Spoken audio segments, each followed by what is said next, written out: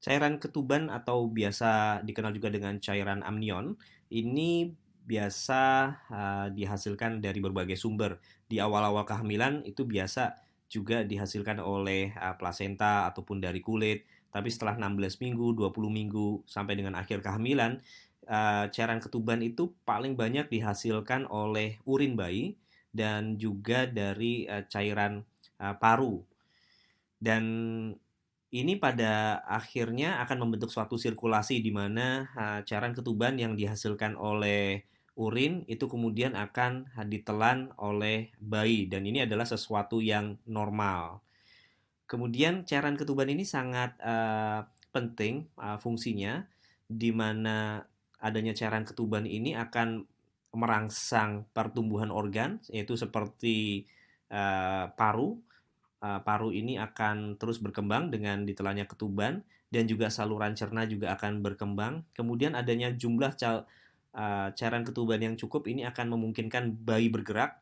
Dengan adanya pergerakan bayi ini pada dasarnya juga merangsang pertumbuhan otot dari bayi.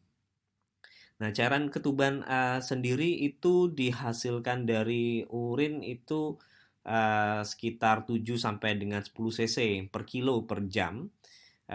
Sedangkan dari cairan paru itu sekitar 100 mililiter per hari. Dan kemudian sekali lagi ini akan ditelan oleh bayinya sampai dengan 1 liter per harinya. Dan sangat penting mempertahankan jumlah ketuban dalam yang cukup. Terlalu banyak atau terlalu dikit itu tidak baik. Terlalu banyak disebutnya juga dengan polyhydramnion, terlalu dikit itu disebutnya oligohydramnion. Nah, kalau polyhydramnion sendiri itu mayoritas sekitar 55% itu disebabkan karena idiopatik. Idiopatik itu artinya tidak jelas penyebabnya dan tidak memiliki makna juga. Jadi artinya banyak tapi tidak memiliki kekhawatiran. Sedangkan penyebab lain yang harus dipikirkan adalah apakah ibunya memiliki diabetes atau tidak.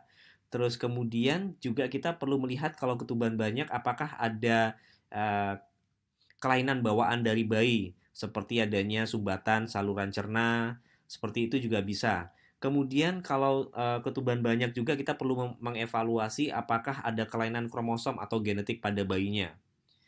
Kemudian kalau ketuban yang sedikit atau oligohydramnion ini juga bisa disebabkan oleh uh, produksi yang kurang dalam arti urin tidak mampu diproduksi. Ini bisa karena kelainan bawaan seperti ginjal tidak ada ataupun sumbatan dari saluran urin atau dia adanya ketuban pecah. Ini juga bisa menimbulkan ketuban yang sedikit. Kemudian bagaimana cara mengukur apakah ini kebanyakan atau terlalu dikit? Ini biasanya dengan menggunakan USG. Kemudian jumlah ketuban sendiri secara fisiologis atau normalnya memang setelah lewat waktu itu jumlahnya akan berkurang. Dan yang menjadi kekhawatiran kalau lewat waktu adalah fesesnya bayi itu juga keluar dan itulah yang bercampur dengan cairan ketuban yang membuat cairan ketuban menjadi hijau dan inilah yang perlu diwaspadai yang mungkin biasa dikenal tertelan ketuban atau ketubannya hijau. Jadi tertelan ketuban itu pada dasarnya adalah sesuatu yang normal tapi kalau sudah lewat waktu ini yang bahaya karena dia sudah bercampur dengan kotoran dari bayi. Apa yang bisa dirasakan oleh ibu ketika ketuban berwarna hijau tidak ada sama saja. Paling pun kalau misalnya ada tapi tidak spesifik adalah gerak bayi yang berkurang.